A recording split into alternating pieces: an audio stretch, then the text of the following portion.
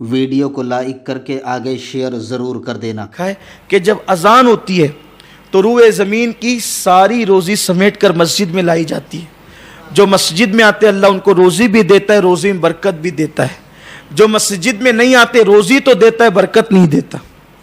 مسجد میں جو نہیں آتے اللہ کا وعدہ ہے روزی دیتا ہے, برکت نہیں دیتا. اور برکت کی بڑی شان ہے. ایک بات آپ کو پڑھو, دیکھو برکت کسے کہتے ہیں. برکت میں نے پہلے کچھ مثالیں دی تھی کسی مقام پہ, لیکن آج برکت کسے کہتے ہیں. دیکھو حلال جانوروں میں برکت ہے اور حرام جانوروں میں برکت نہیں ہے. سور, خنزیر ایک ایک وقت میں 6 8 بچے ایک ساتھ دیتا ہے. کتنے؟ 6 8 بچے ایک ساتھ دیتا ہے. لیکن آپ کو بتاؤ, آپ مجھے بتائیے کہ اتنی کثرت سے سور آپ کو کہیں نظر آتے؟ اچھا, کھائے بھی وہ کم جاتے ہیں, کھائے بھی کم جاتے ہیں, نظر بھی کم آتے ہیں. اور بکری ایک بچہ دیتی ہے اور زیادہ سے زیادہ 2 بچے دیتی ہے, ٹھیک ہے. لیکن بکریوں کی کتنی تعداد ہے؟ اگر ابھی آپ باہر نکلیں تو 4 6 بکریاں یوں ہی آپ کو دکھائی جا سکتی ہیں. اور اس کے بعد کٹتی کتنی ہیں. مسلمان بھی کھائیں, غیر مسلم بھی کھائیں, اپنے بھی کھائیں, بیگانے بھی کھائیں, ہندی بھی کھائیں, سندھی بھی کھائیں, ساری دنیا کھا رہی ہے. اور جب بقرعید کا سیزن آتا ہے تو کتنی ذبح ہوتی ہے؟ لاکھوں کی تعداد میں ذبح ہوتی ہے. میں کہتا ہوں صرف عرفات کے میدان میں لاکھوں, بلکہ لاکھوں سے زیادہ تعداد پہنچ جاتی ہے اس کی. لیکن پھر بھی کبھی آپ نے نہیں سنا ہوگا کہ اس سال بقرعید پہ قربانی نہیں ہوگی کیونکہ بکریوں کا شارٹیج چل رہا ہے. کبھی آپ نے سنا ایسا؟ نہیں سنا. پتہ چلا اللہ جس میں برکت دیتا ہے, اللہ جس میں برکت دیتا ہے وہ کبھی ختم نہیں ہوتی. اللہ جس میں برکت دیتا ہے وہ کبھی ختم نہیں ہوتی. یاد رکھنا, نماز پڑھو, اللہ روزی میں برکت دے گا. پہلے ایک آدمی کماتا تھا, پورا گھر کھاتا تھا. ابھی پورا گھر کماتا ہے پھر بھی لے دے مچی رہتی ہے, برکت نہیں, پریشان ہے. کیونکہ اللہ کے رسول نے فرمایا کہ جو نماز چھوڑ دے گا اللہ اس کی روزی سے برکت اٹھا لے. برکت بہت بڑی چیز ہے. آپ دیکھیے اولیاء اللہ کے پاس بظاہر آمدنی کے بہت سارے ذرائع نہیں تھے. اولیاء اللہ کے پاس آمدنی کے بہت سارے ذرائع نہیں تھے, مگر ان کے خانقاہوں سے لنگر تقسیم ہوتا تھا اور پتہ نہیں چلتا تھا کہ کہاں سے آ رہا ہے, پتہ نہیں چلتا تھا کہ کہاں سے آ رہا ہے. بٹتا تھا, آج بھی بٹ رہا ہے, ان کے نام سے بٹ رہا ہے, تقسیم ہو رہا ہے.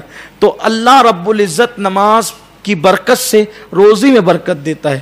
نماز پڑھیے, اللہ روزی میں برکت دے گا. لیکن نماز روزی کے لیے مت پڑھیے گا.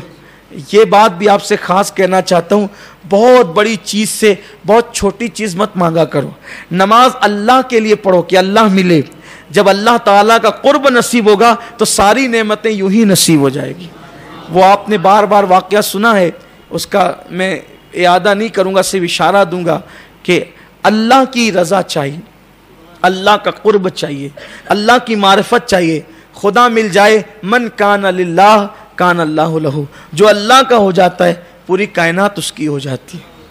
ایک مرتبہ سلطان محمود غزنوی نے جو ہے وہ اعلان کیا کہ ہمارے یہاں محل میں خوشی آئی ہے کہ بیٹا پیدا ہوا ہے, تو اس محل کے اندر جتنی قیمتی چیزیں ہیں جو جس پہ ہاتھ رکھے گا وہ اسی کو دے دیں گے. محل کے اندر میرے آپ کی طرح جیسے لوگ تھے, مطلبی لوگ, تو وہ سب کے سب شو پیس اور قیمتی قیمتی چیزیں لوٹ مار کرنے لگے. لیکن ایاز جو تھا نا, اللہ تعالیٰ سے دعا ہے کہ اللہ تبارک و تعالیٰ ہمیں اس کا ایاز بنا دے, ہمیں اس کے محبوب کا ایاز بنا دے. تمثیلاً عرض کر رہا ہوں کہ کیا وہ ایاز تھا یار. وہ بیٹھا رہا, اس نے کچھ نہیں لوٹا. جب سب لوٹ مار کے اٹھا چکے تو لوگ بالکل مذاقیہ لب و لہجے میں اس کو دیکھنے لگے کہ اتنا بیوقوف ہے, یہ ایڑا تو نہیں ہو گیا یہ ایاز, کہ اتنا حسین موقع تھا. اب بادشاہ کا بچہ پیدا بھی ہوگا تو پہلا بچہ تو نہیں ہوگا. پہلے بچے کی جتنی خوشی ہوتی ہے, سارے بچوں کی خوشی باپ کو ہوتی ہے لیکن اتنا اظہار نہیں ہوتا ہے. صحیح ہے نا. پہلے بچے میں آپ کے یہاں بھی سسرال میں مٹھائی گئی, بھائیوں کے یہاں گئی, بہنوں کے یہاں گئی, دوستوں کے یہاں گئی. دوسرا آیا تو پتہ بھی نہیں چلا, اور بیٹی آئی تو اور بھی پتہ نہ چلے. لوگوں کا حال یہ ہے. حالانکہ سارے بچوں سے پیار سب سے یکساں کرنا چاہیے، لیکن ایک فطری چیز ہوتی ہے. بلکہ اگر ایک بچے کو بوسہ دیا ہے نا، اب بازو میں دوسرا بیٹھا ہے تو اس کو بھی دینا چاہیے. ایک کو لیا اور ایک کو بوسہ نہیں لیا تو قیامت کی اس پہ بھی پوچھا جائے. اولاد کو پیار برابر برابر دینا چاہیے. تو لوگوں نے سوچا کہ پہلے بیٹے پہ اتنی خوشی ہے تو ابھی دوسرا ہوگا تبھی کیا ہوگا. تو کہا اس نے موقع کھو دیا، موقع کھویا ہے ایاز نے. تو ایاز سے پھر لوگوں نے کہا ایاز تم کچھ نہیں اٹھائے، تم نے کچھ نہیں لیا. تو ایاز کہتے ہیں کہ اب ہم لینے جا رہے ہیں، اب ہم لینے جا رہے ہیں. تو کہا کہ اب بچا ہی کیا ہے کہ جو لیں گے، اب بچا ہی کیا ہے جو آپ لیں گے. وہ گئے اور جانے کے بعد بادشاہ قریب ہو کر کے کہا کہ بادشاہ آپ اپنا جملہ دہرائیں. بادشاہ نے کہا اس محل میں قیمتی چیز پر جو ہاتھ رکھے گا وہ قیمتی چیز اس کی ہو جائے گی. تو ایاز نے بادشاہ کے سر پہ ہاتھ رکھ دیا، کہا تمہارے لیے قیمتی وہ تھی، تم نے وہ لے لیا، میرے لیے قیمتی میرا تو یار ہے، میں نے یہ لے لیا. اب بتاؤ جب بادشاہی ایاز کا ہو گیا تو اب کون سی چیز حکومت میں رہی جو ایاز کی نہ ہوئی ہو. سب مانگ لیا تجھے مانگنے کے بعد، اٹھتے نہیں یہ ہاتھ میرے اس دعا کے بعد. جب ویڈیو اگر اچھا لگا ہو تو لائک کر کے آگے شیئر ضرور کر دینا.